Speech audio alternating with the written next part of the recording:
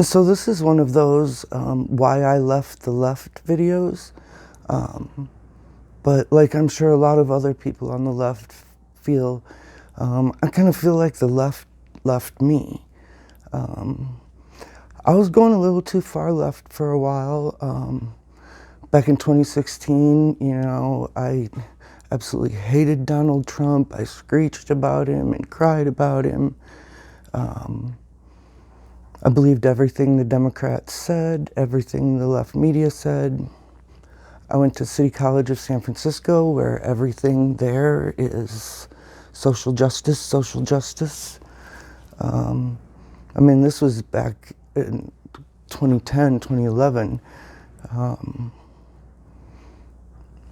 was starting to have some doubts about some things that I believed. This is just a few little things here and there. I'm not even sure right now off the top of my head what those were. But for, whatever the videos were, or the, articles I read, or the statements, or, news, or whatever it was, different things that had kind of been like niggling in the back of my head that this isn't, is this really right? So that kind of, I guess, had me in a position to be open to some other ways of thinking. And it was also around that time that I was scrolling through YouTube. I found a video, something about alt-right professor defends Nazi presence at a rally, something. It was something like, or SJWs, kind of give it to an alt-right professor. And so I clicked on it, basically thinking, oh yeah, here I'm going to get to see this, alt-right professor get his butt handed to him. And it happened to be the clip of Jordan Peterson right after he had come out and said that he would not be forced to say words. The different, it happened to be pronouns, but his disagreement was with being forced to say any kind of words, no matter what they were. And I just saw the way the people on the left, the so-called liberals, the SJWs, behaved. And I saw the way he handled himself and some of the answers that he gave. I'm pretty sure the video I'm talking about is known as the Smugly Puff video, is a kind of heavy-set person with a bright yellow beanie on. But that really got me thinking, like, what is going on? Because I kind of called myself a communist, socialist, because I thought, well, it's great. We want to help people. I got a big heart. I want to help everybody.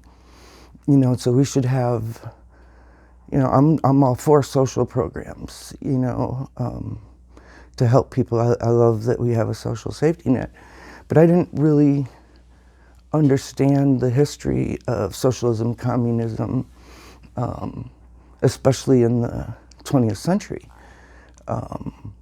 So it was another one of Peterson's videos where he talked about what is it called, dekulacking, and the Holodomor, when all the people in Russia and Ukraine died of starvation after the farms were taken away from the farmers. That really got me thinking, like, wait a minute, maybe this isn't such a good idea. I didn't know, ignorant. I didn't learn it in the high school I went to. And you don't know what you don't know. And of course, I suppose I should have looked into what these things were before I started saying, hey, they're a great thing. But I listened to people that I agreed with about other things. That was part of the problem all along. And so I started watching. At this point, he didn't have a lot of social justice, videos. It was still pretty soon after the Smugly Puff video was out. So I started watching some of his classroom lectures. And it just really made me start thinking about things, trying to be more critical thinking or more logical about things. A lot of things he said seemed to resonate with me. He talked about, politics being like this road that we're all standing on. And sometimes, and it's always moving to the left and to the right. And sometimes it moves too far to the left. And so we gotta, do some, conservative things to bring it back over towards the middle. And sometimes it goes too far to the right. And so we gotta do these liberal or, Democrat things to pull it back towards the middle. So it's kind of like this, you're just trying to stay in the middle of the road, and sometimes you have to lean right, and sometimes you have to lean left. And I was just like, well, duh, why didn't I know that or think of that beforehand? And so that just really got me thinking. I started having discussions, because I was the kind of person that online, if somebody said something that offended me or hurt my feelings or that I didn't like, I just wouldn't engage with them anymore. My feelings were hurt. I'm not going to go back there.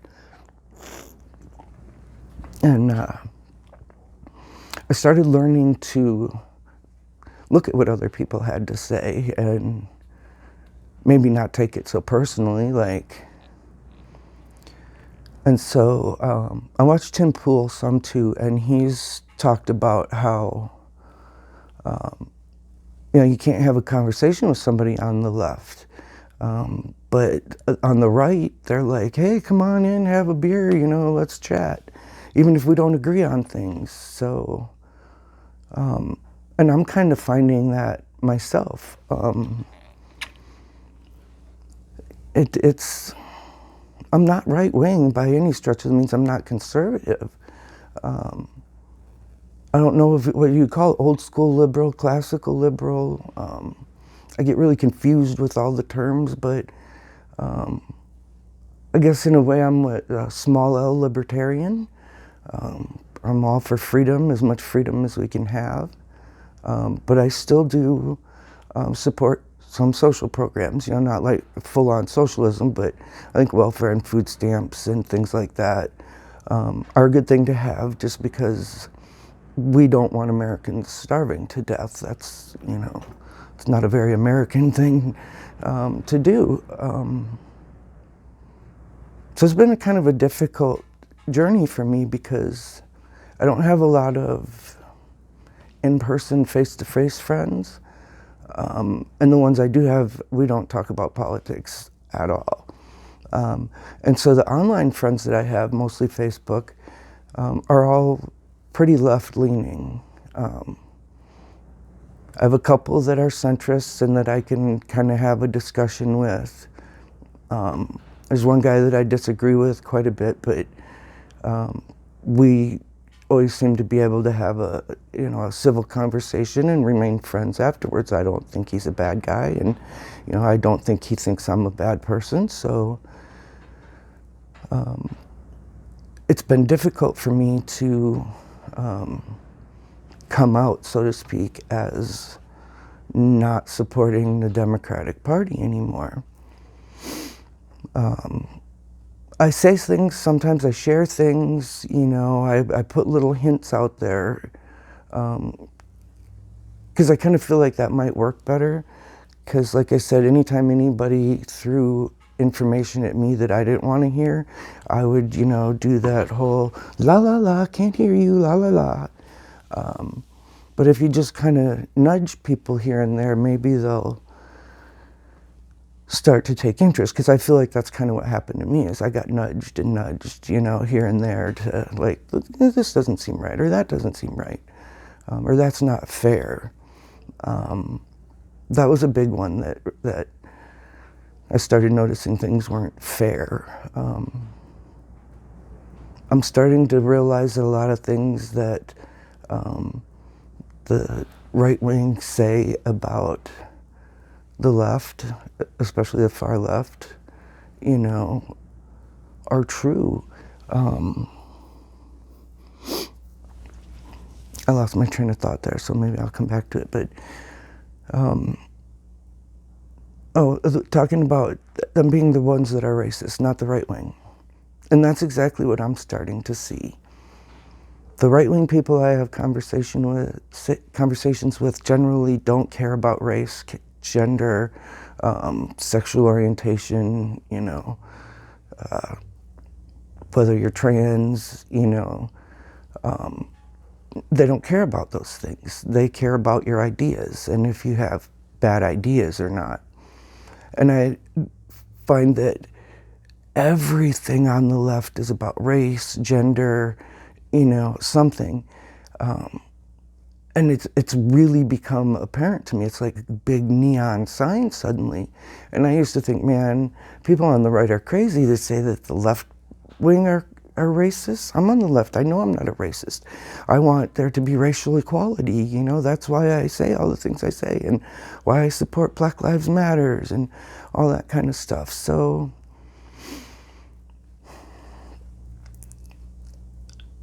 again, I lost my train of thought, but it took a lot of nudges for me to start to see things the way they were. And I just kind of feel like certain things came along right when I needed them.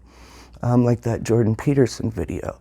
Like, I seriously clicked on that video because I thought, you know, some alt-right racist professor was going to be scolded, you know, and I thought, oh, that might be funny. Let's see what that's all about. And it turns out that I didn't believe he was an alt-right professor. I don't believe he's alt-right. I don't believe he's, you know, really that right-wing. I think he's pretty liberal with a lot of his ideas. I see him in a different light than a lot of people do. I'm not as big a fan as far as like following everything he does anymore. I do know that he's, you know, been dealing with addiction and in the hospital, and it really bothers me to see so many people put him down and, you know, kind of do that ha-ha kind of thing to anybody. Well, I mean, even if you don't like a person, you know. Today I was told that he was dangerous, and it made someone angry that I said that, you know, seeing his video really changed my life, and I feel like for the better. I've always had a lot of trouble with being overly emotional and letting my emotions run everything. Sorry about this. I'm sitting in the garage and it's like 25 degrees out. So I've always been overly emotional, and I feel like it's been a good thing to try and pull back and see things from a logical and emotional point of view, you know. Listen to the facts or whatever, but, you know, don't just be cold-hearted about facts. So there's been a lot of things that have changed for me. In 2016, I supported Bernie Sanders. When it came time to vote in the general election, I held my nose and voted for Hillary Clinton. At the time, I guess I saw her as the lesser of two evils because I saw Donald Trump through the lens of a far leftist, that, you know, he was a racist, misogynist pig who was going to take away everybody's rights and, you know, just send the country back to the dark ages, basically. And as things have progressed, I've slowly started to be able to see Donald Trump in some gray areas. I still think he's a pig. I still think he's, you know, a misogynist, basically, I suppose. I have no idea if he's a racist. I think that he just likes people who like him, and like he likes people who can help him in some way. And I don't think he cares what race or anything that those people are. He just wants to be around people who think he's wonderful. And so I don't know if he's a racist or not. But I was starting to see that some of the things he was doing was okay.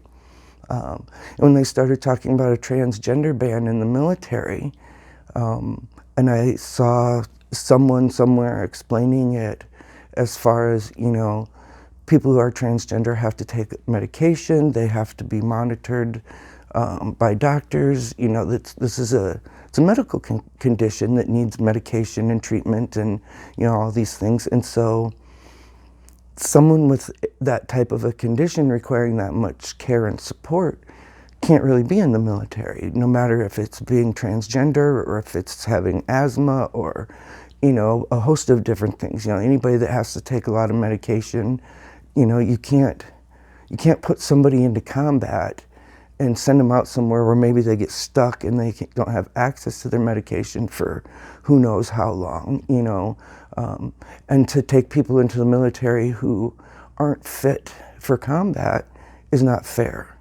You don't get to just go in and have a desk job in the military because you want one or whatever. I have absolutely no problem with transgender people who are not on any kind of medication or transitioning, you know, any kind of medical way. They're fine. And, you know, if you want to serve in the military, do that and then go through your transition. I think that's only fair to the other people in the military. So I started seeing that as not such a bad thing. He did some criminal justice reform. I'm all for that. And I started to see that the people on the left could not give him any credit. I started to say, you know, if Donald Trump cured cancer, then people would complain that he took away jobs from cancer researchers. You know, it's like, no matter what he does, people are going to say it's horrible. And that started to piss me off because I don't like Donald Trump, and here are all these people telling lies about him. I mean, a lot of stuff they were saying was true, obviously, but, you know, big, fat lies. And I hate lies more than I hate Donald Trump, so I would find myself defending him quite a bit. And then I would yell at whoever I was defending him to, you know, stop making me defend him. And so it's really just started helping me to see all kinds of stuff in the gray area. I don't know if that makes me a centrist or what that makes me, but I see the need for conservative voices. Absolutely, I believe fully in what Jordan Peterson said about, you know, politics being this road that's kind of moving back and forth under our feet, and, you know, to stay in balance, we kind of got to lean one way or lean the other way sometimes. We kind of need to keep each other in check, and we don't do it by silencing each other. One of the other things was free speech. For a while, I was starting to become, you know, pro-censorship maybe. But then I'm not sure exactly what happened, that just suddenly I was like, wait a minute, I'm not for censorship. I fully believe in the First Amendment, you know, especially the right to free speech. And so then I started really like pulling back even more. And there's been a lot of other things that have gone on that really just make me feel, as I've heard it put, politically homeless. I'm not conservative. The Republicans don't represent my ideas. But I'm not, the left doesn't support or represent my ideas either. They've gone way beyond anything that I can support or be cool with. So I don't know what I'm going to do. As far as elections go, I might just stay home. It looks like Bernie Sanders may be the nominee unless they steal it from him again. I no longer support him. He's always claimed to be a democratic socialist or a socialist, and he's moved even farther to the left just because of this election cycle and the people that, you know, it was almost at first with the Democratic primaries like they were trying to see who could run the fastest to the left and jump off a cliff. But it looks like Bernie Sanders is probably going to be the nominee, like I said, unless they steal it from him again. But his socialism now scares me, you know, knowing things about socialism, and it's like, how could I, you know, vote for a socialist? My dad went and, you know, was a Vietnam vet. My grandpa was a World War II vet. Like, this country has fought several times against communism and socialism, and, you know, millions and millions of people have died because of the policies of communism and socialism. And so I find myself now, like, I think Bernie's a nice guy. I think his heart is in the right place. I think he's a good man who wants to help people, but I think he's just horribly misguided, horribly misguided. But I could never vote for him now. Not sure that I could bring myself to vote for Donald Trump, but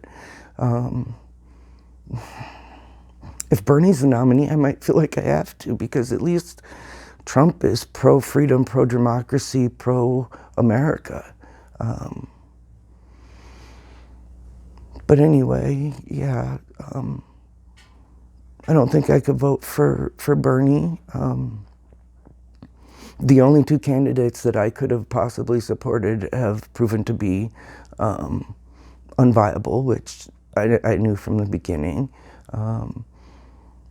I supported Andrew Yang, not necessarily because of his universal basic income. I'm not sure. I'm not a economics expert, so I'm not sure how that would work out. But I liked a lot of his other ideas. I liked that he was focused on, you know, making sure people didn't lose their jobs to automation or had alternatives to their jobs when automation came. And then Tulsi Gabbard, her military service, her unflappability, I guess you could call it. She never seems to get upset. She really wants to keep us out of wars, and, you know, as many people as we can keep out of harm's way, as many Americans as we can keep out of harm's way, the better, I believe. Andrew Yang's dropped out. Apparently he's become a CNN contributor. I'm not sure how I feel about that. I guess I'll have to check out what he's actually saying and doing. Maybe he'll bring a ray of truth to their actual network for a moment. But yeah, it's the more, and today or yesterday, I've been hearing about Bernie praising Castro and Fidel Castro. Back in the 90s, I spent some time in prison, and I was in a co-ed prison for a little while, and the only time we had contact with the men was through school. We'd have classes together sometimes, but they kept us separated. But in one class, there was some kind of a discussion going on, and there were 2 or 3 men there that were from Cuba, and they said they would rather be in prison in the United States than free in Cuba. And that's always really stuck with me. And it's just now starting to dawn on me that it's because of socialism, you know, dictators, authoritarianism. And so that's just been really going through my head now. You know, I'd rather be in prison in America than free in the United States. That just was amazing to me. But yeah, right now, and there's a couple of other issues that have kind of pushed me along too, but I think I might want to do a little bit longer videos on just those things, because I don't feel like I can really give them any good attention and say what I want to say in just a couple minutes. But yeah, I mean, I'm going to call this Why I Left the Left, or, you know, Walk Away. But basically, like I said in the beginning, I feel like the left has left me. I feel like I've just been left behind, and there's been nothing, you know, no Democrat represents me anymore, none of them. So yeah, I'm a politically homeless, small L libertarian. I don't know what else to say. I guess I'm just a dummy.